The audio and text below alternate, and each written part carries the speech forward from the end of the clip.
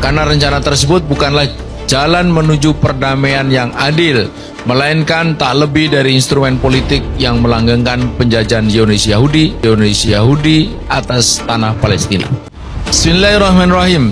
Pernyataan penolakan terhadap peace plan bikinan Trump.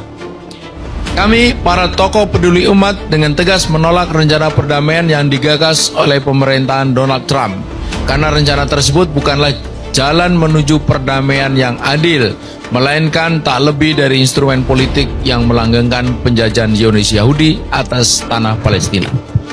Skema ini mengabaikan akar persoalan, yaitu pendudukan ilegal, perampasan tanah, pemukiman kolonial, penjajahan, dan penyangkalan sistematis terhadap rakyat Palestina untuk menentukan nasibnya sendiri.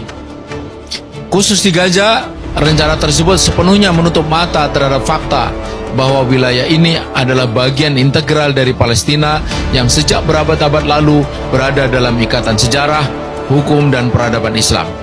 Bagi umat Islam, Gaza bukanlah sekedar wilayah administratif, tetapi bagian dari tanah Palestina, tanah Kharaj yang memiliki kedudukan historis dan religius yang hak-haknya tidak dapat dinegosiasikan oleh kekuatan asing manapun. Peace plan ini secara nyata membenarkan penjajahan, melegalkan kejahatan perang, dan menempatkan korban sebagai pihak yang dipaksa menerima ketidakadilan.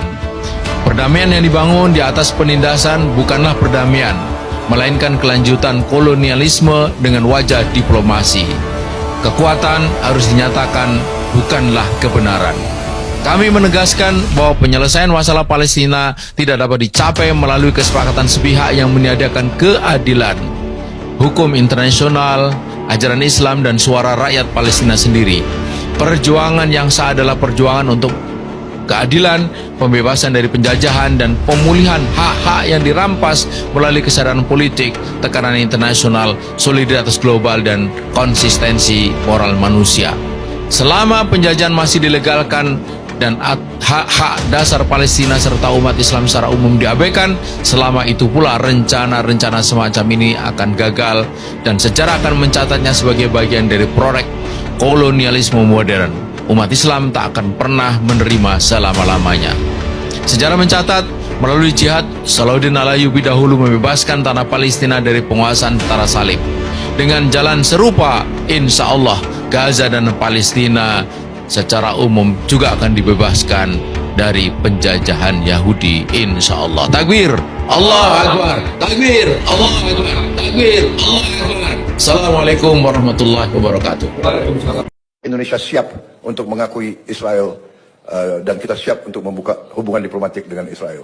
Kami juga menyampaikan bahwa Indonesia siap. Banyak yang mengira Board of Peace yang baru saja dibentuk oleh Donald Trump itu murni soal perdamaian, padahal secara geopolitik ya bukan soal damai. Ini soal siapa yang hendak mengatur dunia. Nah, lewat video kita ini mari kita ungkap apa sesungguhnya tujuan Amerika membentuk BOP itu. Ada 4 poin krusial yang perlu kita soroti. Yang pertama adalah sesungguhnya Amerika hendak menghindari hambatan Rusia dan Cina di Dewan Keamanan PBB. Saudara, secara geopolitik, Board of Peace adalah alat rekayasa tatanan dunia baru yang berbasis unipolarisme Amerika Serikat. Dunia diarahkan agar hanya ada satu pusat kuasa, satu wasit global, dan itu tak lain adalah Amerika Serikat. Nah, kenapa PBB mulai ditinggalkan? Karena di Dewan Keamanan PBB ada veto Rusia dan Cina. Dan veto ini tidak bisa menghambat agenda Amerika di berbagai wilayah dunia, Suriah, Palestina, Iran, Ukraina, Taiwan, dan lainnya. Lewat Board of Peace, Amerika bisa bergerak tanpa veto, tanpa Rusia, tanpa Cina. Keputusan dibuat oleh lingkaran yang mereka sepenuhnya kendalikan. 2, Board of Peace juga berfungsi untuk melegalkan setiap intervensi global Amerika. Intervensi militer, penempatan pasukan, rekayasa rezim, bahkan juga pemerintahan transisi. Semuanya dibungkus dengan istilah manis, peace building, dan stability operation. Padahal substansinya tetap sama, intervensi dan kendali atau kontrol. Kemudian yang ketiga, proxy governance atau kolonialisme gaya baru. Ini yang paling berbahaya. Board of Peace membuka jalan kolonialisme gaya baru tanpa penjajahan formal. Nah, coba saudara kita bayangkan satu kondisi di mana negara tetap ada, benderanya tetap berkibar, tapi kebijakannya diawasi, pemerintahannya disupervisi, dan kedaulatan efektifnya hilang. Inilah yang disebut sebagai proxy governance. Jadi, janganlah kita mudah tertipu dengan istilah perdamaian. Ketika perdamaian didefinisikan oleh satu kekuatan yang lahir, maka bukan perdamaian, tapi sebuah hegemoni.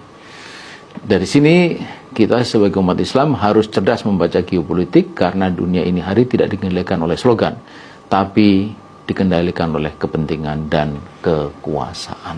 Sahabat-sahabatku sekalian, rencana pengiriman 8.000 personil TNI ke Gaza di bawah komando Amerika Serikat melalui International Stabilization Force (ISF) ini bukan kabar biasa loh ya.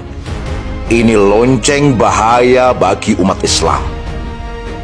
Bagaimana mungkin tentara dari negeri mayoritas muslim ditempatkan dalam satu garis komando dengan negara yang selama ini menjadi pelindung utama penjajahan Palestina?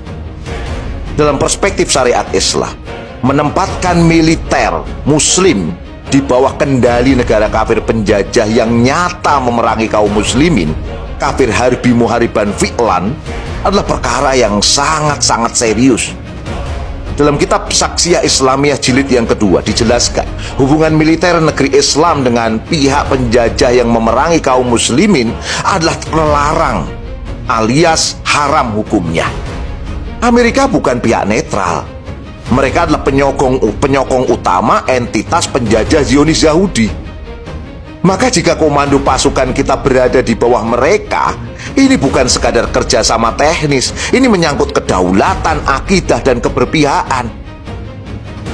Allah Subhanahu wa Ta'ala berfirman, "Wala yaj'alallahu lil kafirina 'alal mu'minina sabila." Dan Allah sekali-kali tidak akan memberi jalan kepada orang-orang kafir untuk menguasai orang-orang yang beriman. Menjadi wakil komando di bawah struktur komando negara penjajah Amerika Serikat, apakah ini bukan membuka jalan dominasi strategis negara-negara kafir itu?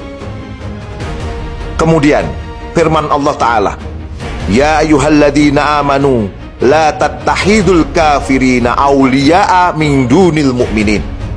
Wahai orang-orang yang beriman, janganlah kamu menjadikan orang-orang kafir sebagai teman setia aulia dengan meninggalkan orang-orang mukmin. Ini jelas, syariat melarang menjadikan kaum kafir, apalagi muhariban fi'lan, sebagai aulia, teman setia yang mengatur urusan strategis umat seperti di Gaza saat ini. Misi ini mengarah pada pelucutan senjata Hamas dan jihad Islam. Maka pertanyaannya, apakah pasukan ini dikirim untuk membebaskan Gaza? Bukanlah.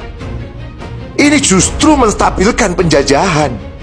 Melucuti senjata pejuang ketika tanahnya masih dijajah, itu bukan pembebasan, itu pelanggengan penjajahan namanya.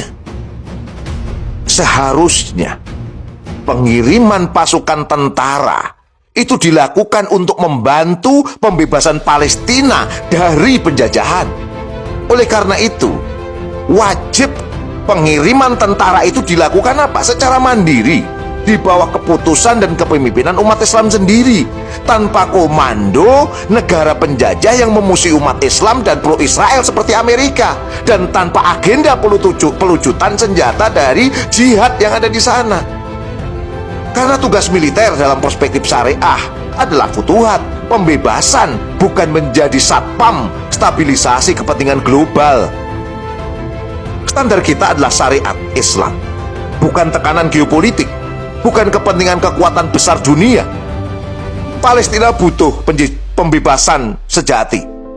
Sekali lagi, Palestina butuh pembebasan sejati, bukan penjaga perdamaian semu yang justru memperpanjang penjajahan. Jika Anda setuju bahwa pembebasan terhadap Palestina harus bermartabat dan mandiri, suarakan, sebarkan. Jangan biarkan umat ini kehilangan arah sikapnya. Allahu Akbar. Kita sedang berada di persimpangan sejarah yang berbahaya. Presiden Prabowo baru saja menandatangani bergabungnya Indonesia ke Board of Peace di Davos. Tapi tunggu dulu, benarkah ini untuk perdamaian? Atau justru jebakan maut senilai 16 triliun rupiah yang hanya akan menjadikan kita pelayan agenda global? Kenapa disebut jebakan? Pertama, lihat strukturnya. Donald Trump jadi chairman seumur hidup dengan hak veto mutlak. Suara Indonesia, suara negeri muslim lainnya, semua bisa mentah di tangan satu orang ini. Yang kedua, iuran keanggotaan 1 miliar US dollar atau 16 triliun rupiah. Bayangkan, uang sebanyak itu hanya untuk duduk di meja yang dikendalikan oleh mereka yang selama ini menyuplai senjata bagi penjajah Israel. Ini bukan diplomasi kemanusiaan, ini jebakan dengan kata diplomasi transaksional. Ingat rekam jejak Amerika Serikat? Dari perjanjian Oslo sampai Abraham Accords, semuanya adalah perjanjian damai palsu yang justru memperluas pemukiman ilegal Israel plus menjadikan Gaza porak-poranda, jauh dari kata pembebasan. Dan sekarang, mereka menawarkan New Gaza dengan gedung pencakar langit dan pusat wisata. Saudara-saudaraku sekalian, ini adalah strategi penyuapan. Mereka ingin kita menukar hak kedaulatan dengan tumpukan semen dan beton. Mereka bicara rekonstruksi, tapi bungkam soal penjajahan. Dengar ini baik-baik. Kita jangan lagi bicara sekedar kemerdekaan tanda petik dalam bingkai two-state solution yang justru melegitimasi eksistensi penjajah. Kita harus bicara pembebasan total Palestina. Karena Palestina adalah tanah wakaf umat Islam. Haram hukumnya diserahkan sejengkal pun kepada agresor Zionis yang disupport oleh Amerika Serikat. Membebaskan Palestina artinya menghapuskan penjajahan dari akarnya, bukan sekedar membangun apartemen di atas penderitaan rakyat Gaza. Lalu apa solusinya? Bantuan kemanusiaan saja tidak cukup. Kita butuh transformasi kekuatan politik. Solusi hakiki adalah penyatuan kekuatan militer dan politik umat Islam dalam naungan khilafah Islamiyah. Hanya dengan persatuan inilah perintah jihad untuk mengusir penjajah bisa dijalankan secara sistematis. Bukan sekedar mengirim truk makanan yang harus mengemis izin masuk dari penjajah, tapi mengirimkan kekuatan yang disegani dunia untuk membebaskan Gaza, Al-Aqsa, dan Palestina. Jangan biarkan narasi damai membuat kita lupa pada penjajahan yang masih berlangsung. Indonesia harus tetap kritis dan harus keluar dari Board of Peace. Dan buat seluruh kekuatan umat, terus suarakan pembebasan total Palestina. Berjuang sampai kemenangan itu tiba. Share video ini jika kalian semua setuju Gaza dan Palestina harus bebas total, bukan dengan Board of Peace.